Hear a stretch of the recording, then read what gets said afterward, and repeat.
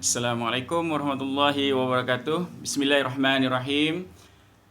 Alhamdulillahirabbil alamin wa bihi nasta'in ala umurid dunya waddin. Wassalatu wassalamu ala asyrafil anbiya'i wal mursalin wa ala alihi wa sahbihi ajmain. Assalamualaikum warahmatullahi wabarakatuh. Alhamdulillah, pertama-tama dan selamanya kita merafakkan kesyukuran kita kepada Allah Subhanahu wa taala kerana dengan izinnya kita dapat bersua semula di dalam talian untuk kita meneruskan perkongsian ilmu yang berkaitan dengan pelajaran jawi. Ya, seperti mana sedia maklum, ya, dalam suasana pandemik Covid yang begini, ya, kita tidak dapat mengelak daripada meneruskan pembelajaran kita dengan cara apa sekalipun, dengan berbagai-bagai medium yang kita gunakan, dan kita mengharapkan apa sahaja yang kita laksanakan, ya, dengan cara pembelajaran yang bermacam dan berbagai ini, yang mudah-mudahannya ianya mendatangkan manfaat kepada kita. Pertama sekali, sebelum kita teruskan, kita punya perkongsian sama-sama kita niat dalam hati, ya, bahawa kita belajar kerana Allah Ta'ala. Ya, mudah-mudahan kita akan memperolehi ilmu yang bermanfaat, insya-Allah. Jadi kepada semua, saya nak menyambung semula, ya. Pada siri yang pertama hari itu saya menerangkan tentang ejaan Jawi lama dan ejaan Jawi baharu. Ya. Yang mendatangkan kekeliruan di dalam penulisan kita pada hari ini, ya, ejaan Jawi lama dan ejaan Jawi baru ini, dia ejaan Jawinya sama, ya. Penulisan ejaan Jawinya ini hampir sama, ya. Tetapi dia punya ejaannya tu berbeza.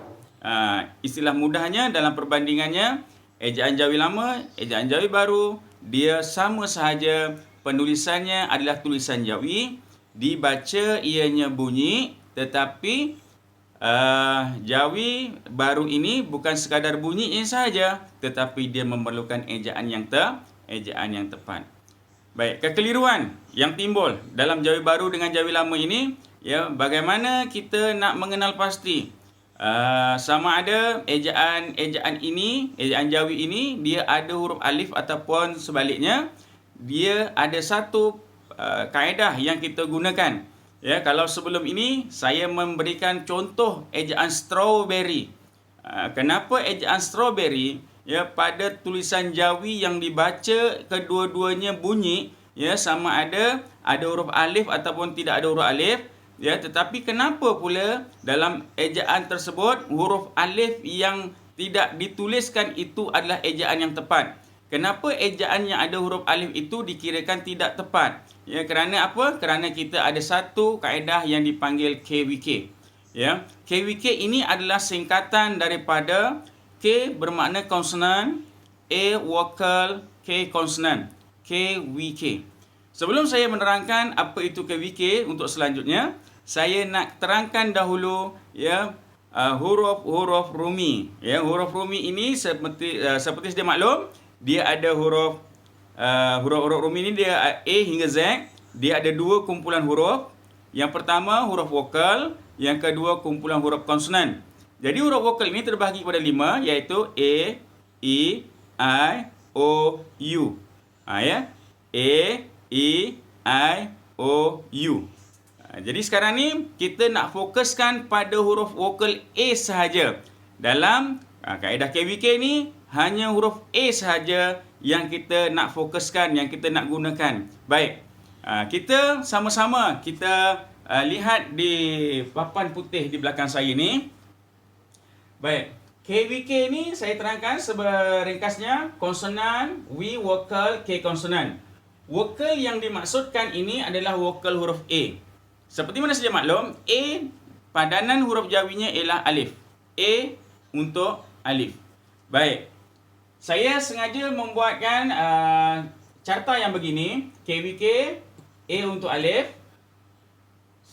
Kemudian di sebelah kirinya ialah gugur. Kenapa gugur? Baik, penerangan seberingkas, ya.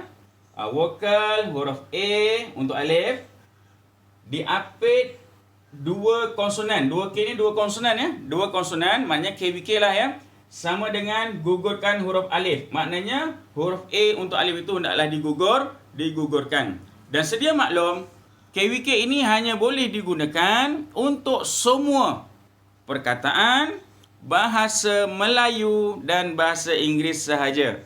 Ya, bahasa Arab dia tidak boleh digunakan dalam kaedah KWK ini. Ya, kerana apa? Kerana nanti bila kita sampai pada satu waktu nanti, kita akan tahulah kenapa bahasa Arab tidak dimasukkan dalam pengkaedahan KWK ini. Baik, KWK ini hanya boleh digunakan untuk bahasa Melayu dan bahasa Inggeris sahaja. Ya, kalau kita bercakap seperti ini mungkin kita tidak berapa jelas. Jadi semua fokuskan dengan contoh yang saya akan berikan. Baik, saya berikan satu contoh. Ya, contohnya apa? Bas. B-A-S, bas. Di sini satu suku kata. Suku kata tertutup. Ya, bas. B-A-S, bas. Di sini ada huruf A. A ialah huruf vokal, B huruf konsonan, S konsonan. Jadi bila kita nampak dia ada KWK di sini, kita kembali kepada formula ini. Bermakna kalau anda kata dua konsonan ya, huruf A diapit dua konsonan, kita hendaklah gugurkan huruf A untuk alif tersebut. Maknanya kita pangkahkanlah. Ya, ini untuk murid-murid tahap 2 lah, tahap 1 dengan tahap 2 ni yang baru peringkat permulaan, sesuai gunakan pengkaedahan seperti ini. Baik. Kemudian apabila kita dah pangkah sebab dia ada KWK, kita tuliskan hurufnya apa yang tertinggal di sini, iaitu B untuk ba, S untuk sin. Okey. Jadi di sini ba dengan sin saja. Jadi langkah yang ketiga kita jauhikan terus. Ba, sin. Okey.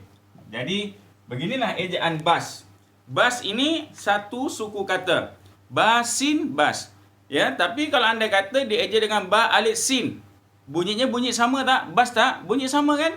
Tapi ba alif sin walaupun bunyinya sama ya, bunyinya bas, tetapi dari segi penulisan jawi baharunya ia tidak menepati, maka walaupun bunyinya sama tetapi dari segi orientasi peperiksaan pemarkahan memang tidak ada. Hanya kenapa? Hanya kerana huruf alif. Jadi nak gugurkan alif macam mana? Kita kenal pasti suku kata itu sama ada mengandungi KWK ataupun sebaliknya. Baik, adakah dia boleh berlaku pada satu suku kata sahaja? Jawapannya tidak. Dua suku kata pun boleh, tiga suku kata pun boleh.